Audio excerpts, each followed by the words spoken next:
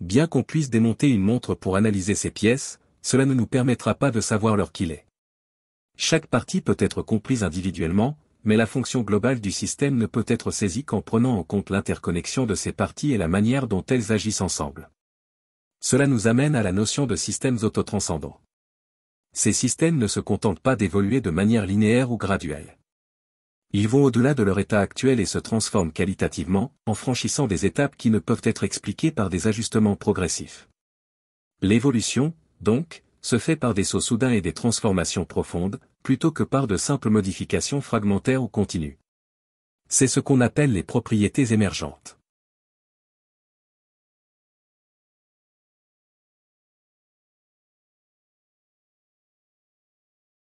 L'évolution a d'abord produit les particules subatomiques, puis les atomes, puis les molécules, puis les polymères, puis les cellules, et ainsi de suite.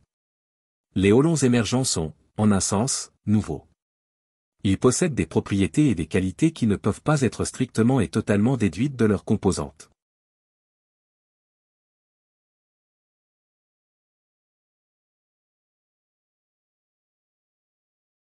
L'émergence signifie donc qu'à partir des éléments d'un système à un moment donné, on ne peut pas prévoir ce qui va arriver, car ce sera quelque chose de complètement nouveau. Cela montre que l'univers est fondamentalement imprévisible. En même temps, cela laisse place à toutes les possibilités, tout peut arriver, ce qui signifie qu'il y a de la liberté et des choix à chaque instant. Les holons émergent de manière holarchique. C'est-à-dire comme une série de tout parties croissants. Les organismes contiennent des cellules, mais pas l'inverse. Les cellules contiennent des molécules, mais pas l'inverse. Les molécules contiennent des atomes, mais pas l'inverse. Et c'est ce « par inversement » à chaque stade, qui constitue l'inévitable asymétrie et la hiérarchie imbriquée, l'holarchie.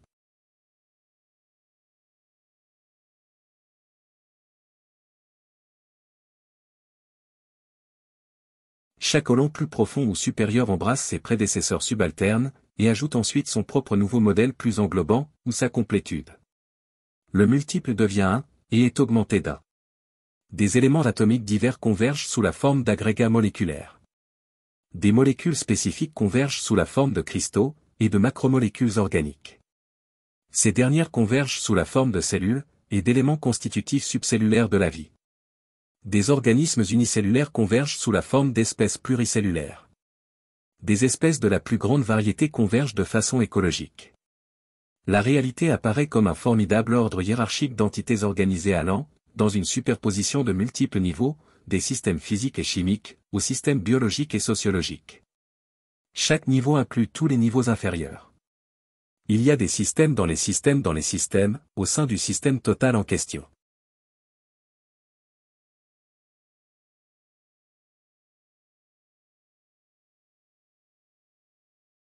Toutefois, il est essentiel que cette hiérarchie ne soit pas une hiérarchie de contrôle, ou dominatrice, dans laquelle l'information circule vers le haut et les ordres sont donnés d'en haut vers le bas.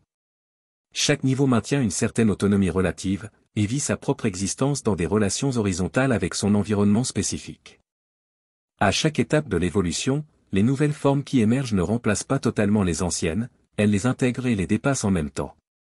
Un holon émergent, une nouvelle unité d'organisation, transcende, car il apporte quelque chose de nouveau, mais il inclut aussi ce qui l'a précédé. Cela signifie que chaque niveau supérieur englobe le niveau inférieur, mais sans se limiter à lui. Ce qui était auparavant isolé, indépendant, ou fragmenté, est maintenant inclus dans une unité plus grande, et plus connectée. Ainsi, les parties d'un système ne sont pas détruites, mais elles sont transformées et réorganisées dans un cadre plus vaste. C'est pourquoi tout développement est un enveloppement. L'évolution fonctionne en conservant les éléments de base, qui restent nécessaires, tout en dépassant leurs limitations pour former un ensemble plus riche et plus unifié. En résumé, un holon émergent dépasse ce qui l'a précédé tout en le contenant. Il garde ce qui fonctionne, mais abandonne ce qui limitait l'évolution. Transcende et inclut, exemple. La dérive des plaques tectoniques a permis l'émergence de continents, qui ont transcendé et inclus les fonds marins initiaux en créant de nouvelles terres. L'évolution des insectes pollinisateurs, les premiers insectes étaient simplement des prédateurs ou charognards. Avec l'émergence des fleurs, certains ont développé la pollinisation, dépassant et intégrant leurs anciennes fonctions en devenant des acteurs clés de l'écosystème. L'ère numérique, l'écriture puis l'imprimerie ont structuré la transmission du savoir. L'ère numérique intègre ces anciens modes de communication, livres en ligne, documents numérisés, tout en les dépassant avec l'instantanéité et l'interconnexion mondiale.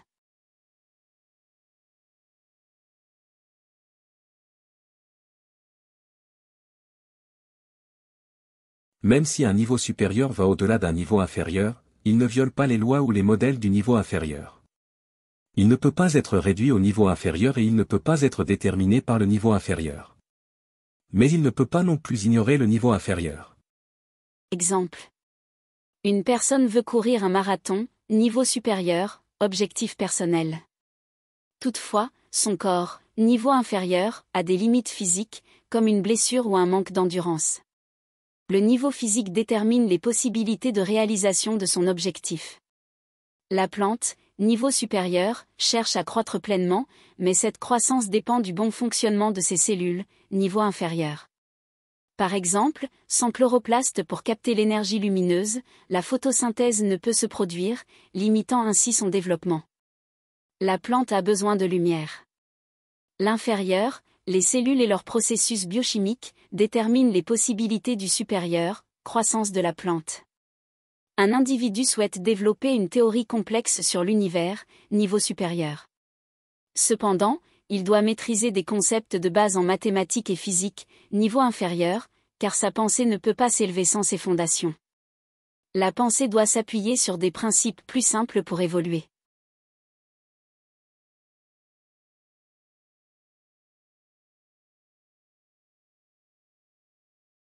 Chaque Olon, à tous les niveaux, fonctionne avec une part d'aléatoire et d'incertitude. Les choses ne sont pas totalement déterminées à l'avance.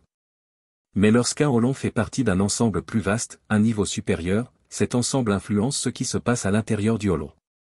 Autrement dit, le niveau supérieur réduit le hasard du niveau inférieur en imposant un certain ordre. Parmi toutes les possibilités qui auraient pu arriver spontanément, certaines deviennent beaucoup plus probables grâce à cette influence. En résumé, les niveaux supérieurs organisent et structurent l'aléatoire des niveaux inférieurs, en rendant certains événements plus probables que d'autres. Exemple. Dans l'espace, la matière se déplace de manière aléatoire, mais lorsqu'une étoile massive est présente, son champ gravitationnel structure ce mouvement, forçant les planètes à suivre des orbites prévisibles plutôt que des trajectoires aléatoires. Une fourmi seule se déplace de manière erratique, mais au sein d'une colonie, les phéromones collectifs structurent ces déplacements, rendant certains trajets bien plus probables. Un individu pourrait penser librement dans toutes les directions, mais son appartenance à une culture ou un paradigme scientifique oriente fortement ses idées et rend certaines hypothèses plus probables que d'autres.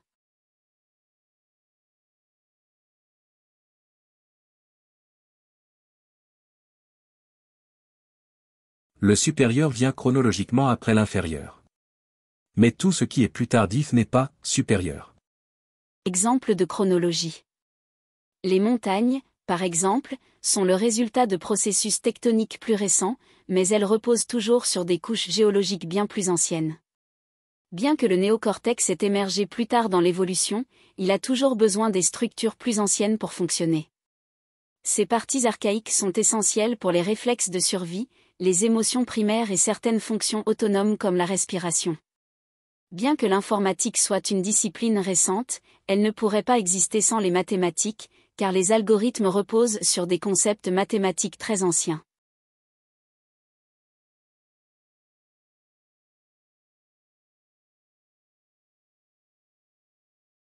Le nombre de Olons sur un niveau donné, nous l'appellerons son étendue. Plus il y a de Olons à ce niveau, plus son étendue est vaste. Le nombre de niveaux d'un Olon donné, nous l'appellerons sa profondeur. Plus la dimension verticale d'un Olon est grande, plus il contient de niveaux, plus la profondeur de ce Olon est grande. Exemple d'étendue et profondeur. L'univers est composé d'un nombre gigantesque d'atomes, très grande étendue, mais chaque atome possède une structure simple, avec un noyau et des électrons, faible profondeur. L'humanité compte des milliards d'individus, grande étendue, chacun intégrant des niveaux complexes comme les atomes et leurs propres niveaux, les cellules, les tissus, les organes et les systèmes biologiques, grande profondeur. Les cultures humaines sont relativement peu nombreuses, petite étendue, mais chaque culture repose sur des niveaux multiples, les individus et leur propre niveau biologique et psychique, les groupes sociaux, les institutions, ainsi que les traditions philosophiques et religieuses, très grande profondeur.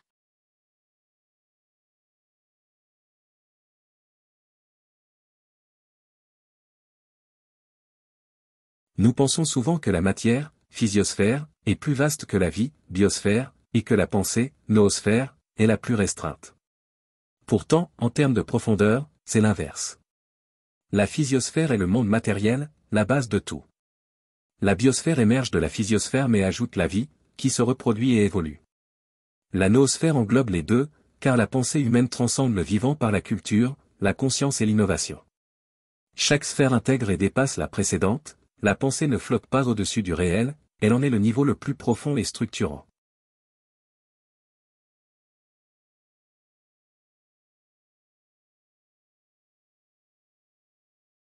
Chaque niveau successif d'évolution produit une plus grande profondeur et une moindre étendue.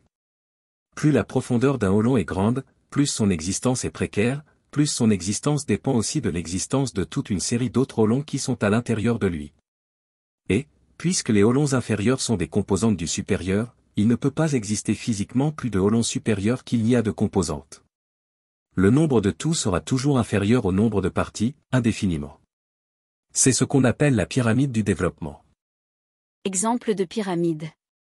Il y a moins de galaxies que d'étoiles car une galaxie nécessite des milliards d'étoiles, moins d'étoiles que d'atomes car une étoile nécessite des milliards d'atomes, et moins d'atomes que de protons car un atome nécessite un certain nombre de protons. Mais une galaxie est plus complexe ou profonde qu'une étoile, une étoile est plus profonde qu'un atome, et un atome est plus profond qu'un proton. Pour autant, une galaxie ne peut pas exister sans étoile, une étoile sans atome, et un atome sans proton. Il y a moins d'organismes que d'organes, moins d'organes que de tissus, et moins de tissus que de cellules. Mais un organisme est plus complexe ou plus profond qu'un organe plus profond qu'un tissu, et un tissu plus profond qu'une cellule. Pour autant, un organisme ne peut exister sans organe, un organe sans tissu, et un tissu sans cellule. Il y a moins de textes que de phrases que de mots, et moins de mots que de lettres. Mais un texte est plus profond qu'une phrase est plus profonde qu'un mot, et un mot est plus profond qu'une lettre. Pour autant, un texte ne peut exister sans phrase, une phrase sans mot, et un mot sans lettre.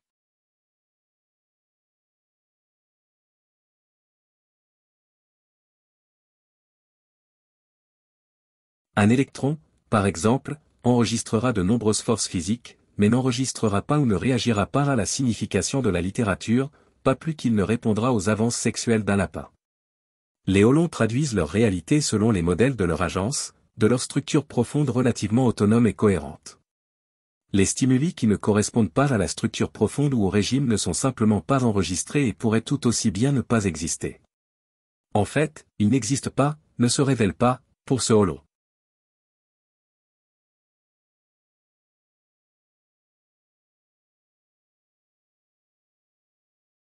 Quand un hôlon supérieur émerge, de nouvelles formes d'agences émergent aussi. Cela signifie qu'un tout nouveau monde de stimuli disponibles devient accessible pour le nouveau hôlon émergent.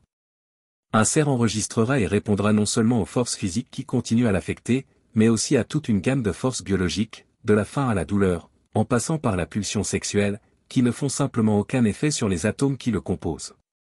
Pour l'atome individuel, ces nouvelles forces sont toutes d'un autre monde, littéralement hors de ce monde, ou pas dans son monde. Une plus grande profondeur fait venir d'autres mondes dans ce monde, constamment.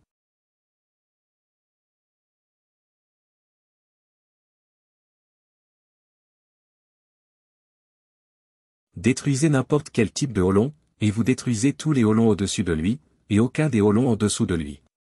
Si nous détruisions, par exemple, toutes les molécules de l'univers, nous détruirions également toutes les cellules de l'univers, c'est-à-dire tous les hôlons au-dessus des molécules dans la séquence. Mais les atomes et les particules subatomiques existeraient, ou pourraient encore exister, aucun des hôlons inférieurs ne devrait cesser d'exister. Les molécules ne peuvent pas exister sans les atomes peuvent exister sans les molécules. Les atomes et les molécules existaient parfaitement bien par eux-mêmes avant l'émergence de toute cellule. Cela nous permet de déterminer facilement ce qui est inférieur et ce qui est supérieur dans toute séquence holistique. Détruisez le hôlon particulier et tout ce qui est également détruit est supérieur, les hôlons non détruits étant inférieurs.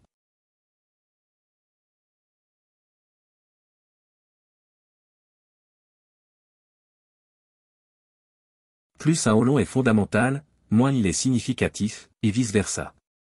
En fait, moins un hôlon a de profondeur, plus il est fondamental pour le cosmos, car il est une composante de tant d'autres hôlons. En même temps, moins un hôlon a de profondeur, moins il est significatif pour le cosmos, parce qu'il englobe une petite partie du cosmos en tant que ses propres composantes. Il est moins significatif parce qu'une plus grande partie du cosmos est extérieure à lui. Exemple, fondamental versus significatif. L'atome est plus fondamental que la cellule, car toute cellule est composée d'atomes. Cependant, un atome en lui-même n'a pas beaucoup de signification, il n'a ni vie, ni fonction propre au sein d'un organisme. Une cellule est plus profonde qu'un atome, car elle est à un niveau d'organisation supérieur. Elle est aussi plus significative biologiquement, car elle constitue la base de la vie. Un organisme pluricellulaire est encore plus profond qu'une cellule unique, car il intègre des millions de cellules en interaction complexe. Il est aussi plus significatif dans l'écosystème, ayant des comportements et des rôles spécifiques dans son environnement. Une cellule est pour autant plus fondamentale qu'un organisme pluricellulaire, car tout organisme pluricellulaire est composé de cellules.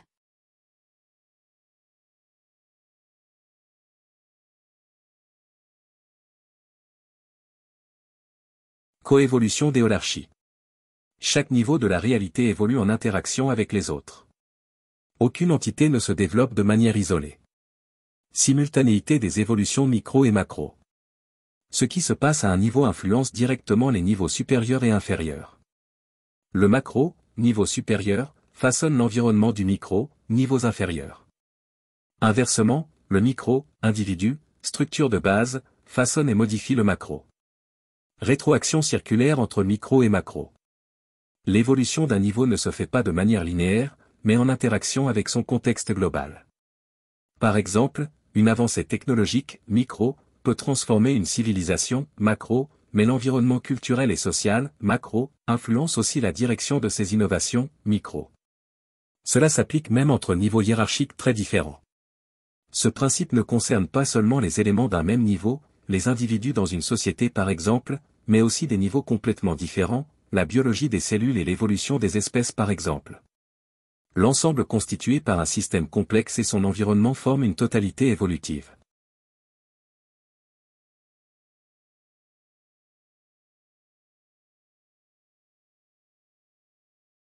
À un niveau donné d'organisation, le micro représente l'individu, c'est-à-dire un hôlon spécifique, par exemple, une cellule, une personne, une idée.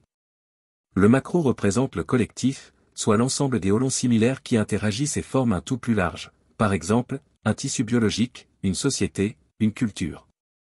Chaque hôlon, micro, maintient son existence grâce à des échanges relationnels avec des hôlons de même profondeur que lui, se trouvant dans son environnement social, macro.